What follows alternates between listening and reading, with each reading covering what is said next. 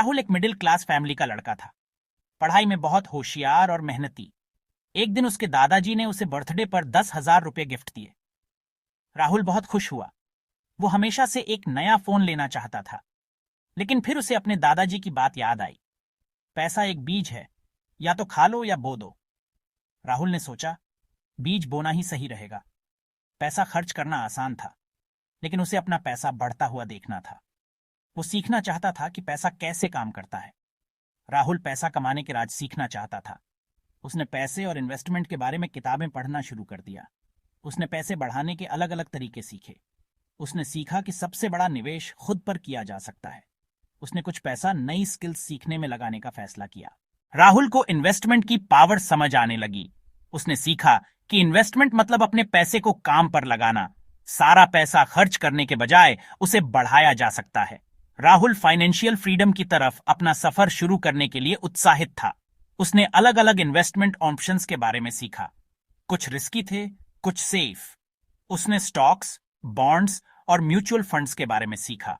उसने अपना खुद का बिजनेस शुरू करने के बारे में भी सीखा। राहुल को एहसास हुआ कि नॉलेज ही पावर है। जितना ज्यादा वो पैसे के बारे में सीखता था, उतना ही कॉन्फिडेंट होता जाता था। वो जानता था कि सही इन्वेस्टमेंट से वो अपने फाइनेंशियल गोल्स हासिल कर सकता है। राहुल ने म्यूचुअल फंड से शुरुआत करने का सोचा। म्यूचुअल फंड में कई लोगों का पैसा इकट्ठा करके अलग अलग स्टॉक्स या बॉन्ड्स में लगाया जाता है। इससे रिस्क कम हो जाता है। वो एक फाइनेंशियल एडवाइजर से मिला।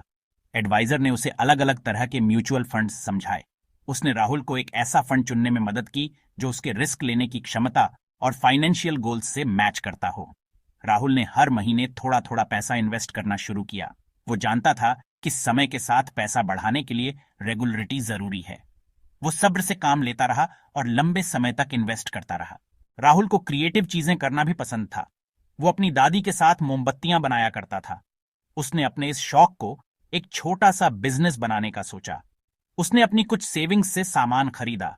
उसने अलग अलग तरह की मोमबत्तियां बनाना सीखा। जल्द ही वो दोस्तों और रिश्तेदारों को मोमबत्तियां बेचने लगा। राहुल की खूबसूरत मोमबत्तियों की बात फैल गई। उसे लोकल दुकानों से ऑर्डर मिलने लगे। उसका छोटा सा बिजनेस बढ़ने लगा। वो जो काम पसंद करता था, उससे पैसे कमा रहा था। 5वां पड़ाव, खुद पर इन्वेस्टमेंट। राहुल जानता था कि नई स्किल्स सीखना बहुत जरूरी है। वो अपनी कमाई बढ़ाना चाहता था, इसलिए उसने डिजिटल मार्केटिंग का कोर्स करने का फैसला किया। उसने online advertising, social media marketing और सर्च इंजन ऑप्टिमाइजेशन के बारे में सीखा। उसे एहसास हुआ कि वो इन स्किल्स का इस्तेमाल करके फ्रीलांस काम ढूंढ सकता है। जल्द ही राहुल छोटे बिजनेसेस के सोशल मीडिया अकाउंट्स मैनेज करने लगा। वो अपनी नई स्किल्स से एक्स्ट्रा इनकम कमा रहा था। वो खुद पर और अपने फ्यूचर पर इन्वेस्ट कर रहा था। 6ठा पड़ाव, एसेट्स बनाम लायबिलिटीज। राहुल ने पैसे के बारे में एक जरूरी बात सीखी। एसेट्स और लायबिलिटीज का फर्क।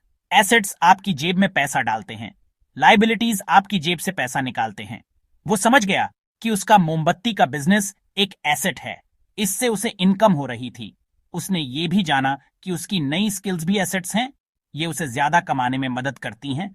राहुल और ज्यादा एसेट्स बनाना चाहता था। वो पैसिव इनकम के तरीके सोचने लगा। वो चाहता था कि उसका पैसा उसके लिए काम करे, तब भी जब वो सो रहा हो। 7वां पड़ाव, ऑनलाइन प्रेजेंस बनाना। राहुल के दिमाग में एक आइडिया आया। उसे मोमबत्तियों और बिजनेस के बारे में अपना नॉलेज शेयर करना पसंद था। उसने एक यूट्यूब चैनल शुरू करने का फैसला किया। वो मोमबत्ती बनाने, एंटरप्रेन्योरशिप और पर्सनल फाइनेंस पर वीडियो बनाता था। वो जानता था कि ऑडियंस बनाने में समय लगेगा, लेकिन वो रेगुलरली वीडियो अपलोड करता रहा। वो सोशल मीडिया पर अपने वीडियो प्रमोट करता था। धीरे धीरे लोग सब्सक्राइब करने लगे। उसके यूट्यूब चैनल से एडवर्टाइजिंग के जरिए इनकम होने लगी।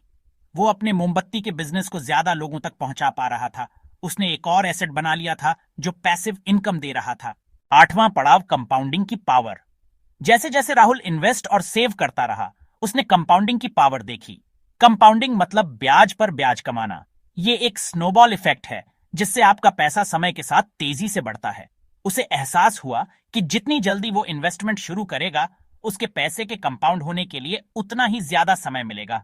वो खुश था कि उसने कम उम्र में ही अपना फाइनेंशियल जर्नी शुरू कर दिया था। राहुल अपने इन्वेस्टमेंट्स के साथ सब्र और अनुशासन से काम लेता रहा। वो जानता था कि लंबे समय में वेल्थ बनाने के लिए समय उसका सबसे बड़ा साथी है। वो फाइनेंशियल फ्रीडम की तरफ बढ़ रहा था। 9वां पड़ाव, राहुल का फाइनेंशियल फ्रीडम का सफर। राहुल का सफर एक गिफ्ट से शुरू हुआ था, लेकिन उसकी सोच और उसके काम ने ही असली फर्क डाला। उसने सीखा कि फाइनेंशियल फ्रीडम अमीर होने के बारे में नहीं है, ये चॉइस होने के बारे में है। उसने इन चीजों की अहमियत सीखी। सही इन्वेस्टमेंट, अपने पैसे को ऐसे एसेट्स में लगाना जो इनकम दें। खुद पर इन्वेस्टमेंट, नई स्किल्स और नॉलेज हासिल करके अपनी कमाई बढ़ाना। सोच समझकर रिस्क लेना, बिजनेस शुरू करने या मार्केट में इन्वेस्ट करने में कुछ रिस्क होता है, लेकिन सही रिसर्च और प्लानिंग से फायदा हो सकता है। लगातार सीखते रहना, फाइनेंस की दुनिया लगातार बदल रही है। नए ट्रेंड्स के साथ अपडेट रहना और खुद को ढालना जरूरी है। राहुल की कहानी एक प्रेरणा है। ये दिखाती है कि सही सोच, नॉलेज और मेहनत से कोई भी फाइनेंशियल फ्रीडम हासिल कर सकता है। सब कुछ एक कदम से शुरू होता है। फाइनेंशियल लिटरेसी का बीज बोना और उसे अवसर के पेड़ में बदलते देखना।